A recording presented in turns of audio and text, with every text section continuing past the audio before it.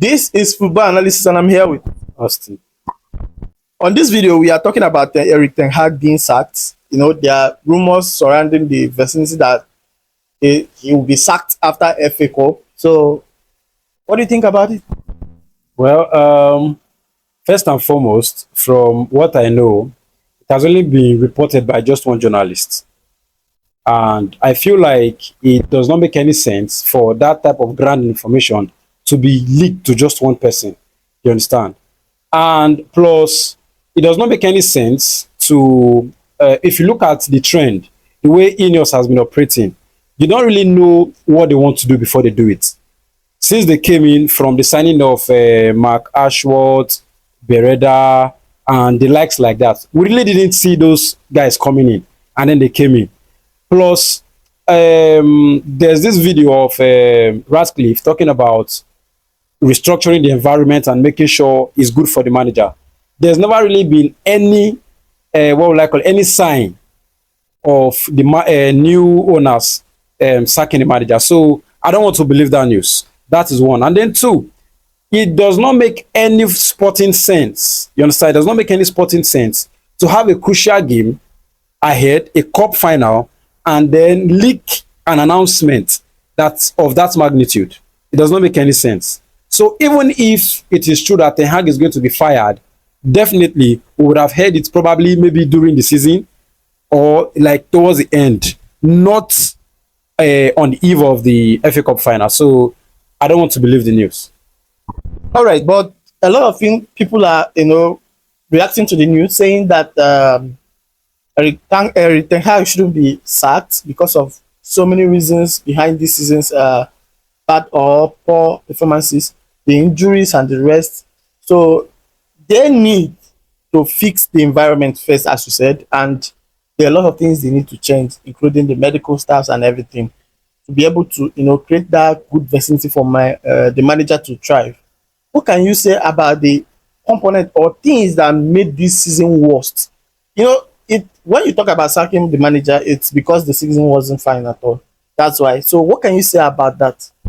Okay, well, if you look at the season, I think Ten Hag has had 2 full seasons as a Manchester United manager. The first one, he got to Europa semi-final, he got to FA Cup final, got to Carabao Cup final, and then finished third.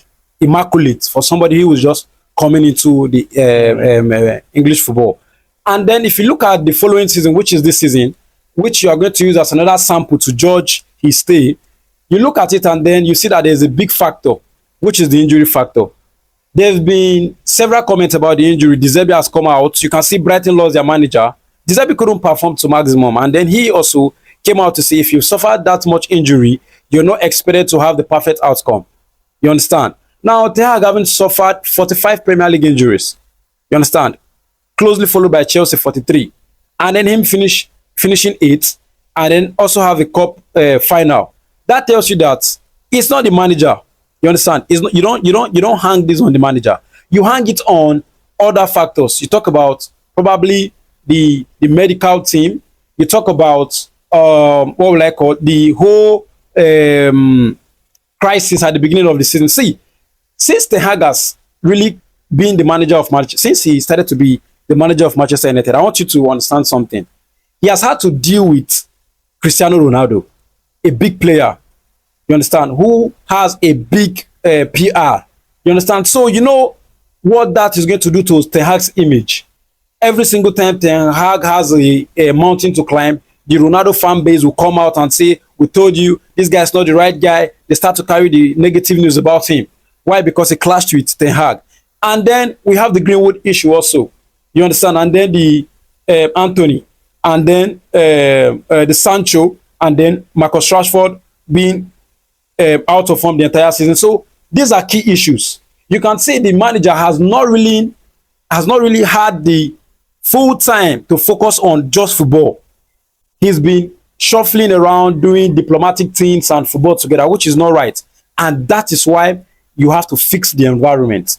Before our first leg against Manchester City this season, when they were talking about, they were asking Pep about his success and all like that. Then Pep said something which really intrigued me. because he was brutally honest about it. You know, somebody like Pep, who has the what we like call the history and then the record to back whatever achievement he has had at Manchester City, should want to take the full glory for everything he has done at Manchester City. But he didn't do that. What he did instead was to say that the success at Manchester United is not his alone. He talked about how Manchester City has a fantastic recruiting department, has a good football relations management team. So these are key factors that he stated as to why he has been as successful as he has been at Manchester City. And then he said that there's really no manager that can be as good as they want to be if the environment does not promote success. You understand? So if a manager like Pep can come out and tell you that environment is a big factor to success, then Ten Hag has every right to dwell on that.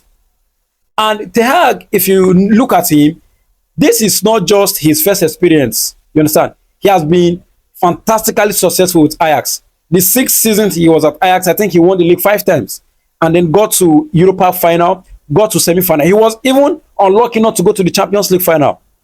You understand? So that tells you the type of manager he is. He's not a manager that does not know what he's doing. So if Manchester United is incubating failures, that is not Ten Hag's what will I call it? No, that's not Ten Hag's problem. It's not something that he should deal with. It is the club's problem. You understand? I mean, you look at the medical department, you look at what we've been going through, the injuries and how they've been poorly managed. And then you look at the facilities. Old Trafford is leaking.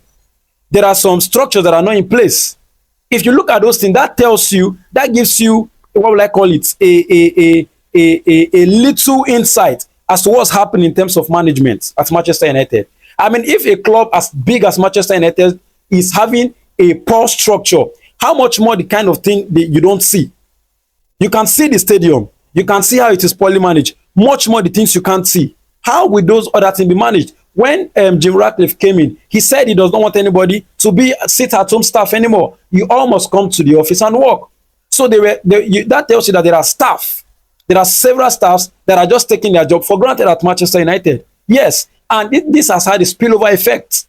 Because if it does not have a spillover effect, tell me how a club, the standard of Manchester United, will want to sack their manager, and then the news will be leaking on the eve of the final. It does not make any sense.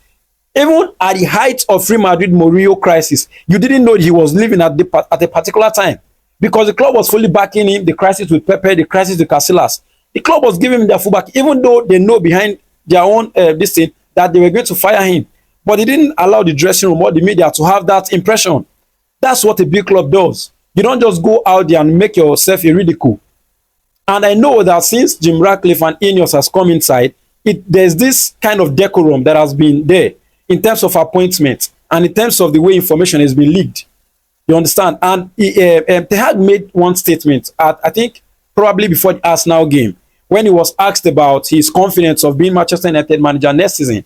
And then he said that he, for one person, believes that the new, the new team the new ownership has common sense. You know, he used common sense in quotes. What does that tell you? He knows very well that if you want to assess him and evaluate his season, you cannot do that without assessing the injuries he suffered. And that is not his problem. I mean, what you tell a manager is, a manager come inside and then the manager comes in with his technical team. The medical facility and the medical team is for the club to provide. You understand? The recruitment is for the club to provide. The training facility, the public relations in terms of media relations is for the club to provide. You don't expect the manager to be the one doing all of these things. But at Manchester United, that's what you should do. Mourinho was the one being the spokesperson of himself as a Manchester United boss. He didn't do that as Madrid. You get it? So if you look at all of these factors and evaluate them properly, you know it is only sentimental and emotionless decision to fire the man. You understand? So I really do not believe, and I don't see the sack coming, even though there's been rumors. And the rumors, in fact, is not to be believed because it's just one reporter that has been saying Ten Hag has been fired. You get it? I mean, that's too much information to just belong to one person. No single verified reporter has been reported it apart from that guy. Yes, I think it was Jacob Steenberg that reported it, and then that's him. And if you look at a little history about that particular journalist, he's a Chelsea journalist. You understand? He is somebody who is more who covers Chelsea's news more. So he does not really have that in depth or that what will I call it, the key information about what's happening around the Manchester United surroundings. So for him to come out and bring that kind of giant news out is a shocker. So I don't think anybody should really dwell on it too much. Yes, probably it might be a deflection away from what we want, the pressure from the final. But I think it's too much deflection. You get it? It's too much deflection. Yeah. So you see Erik Ten Hag building this team next season in order to save his job next season? Because as you can see now, his contract is remaining 1 year, and obviously it seems like Ineos wants to live into that fate of having that 1 year contract. For him to use that 1 year and know if he can keep the job or not. Well, you see, in Ten Hag's presser, he said something. He said that when he faced City the first time, you get it. He said the reason why we were probably beaten was because we had only just the 11 to play with. We didn't have a bench. Now, why I went back to that statement is because Ten Hag is one person that has told you and has made it clear that he believes his player structure. He believes in his playing personnel. Now, if a manager can come out to tell you that he's fully confident that he has a good 11 going into the final, plus a bench. So what he is saying is, give me a team. If I have a team, I have the coaching technique and experience to get this club back to winning trophies. You get it? And that's what I'm looking at next season. I believe so much in the man. Because if you really look at football these days, I don't think there's really too much gap in between football tactical decisions. We are overhyping this tactical thing. A lot of managers are good tactically.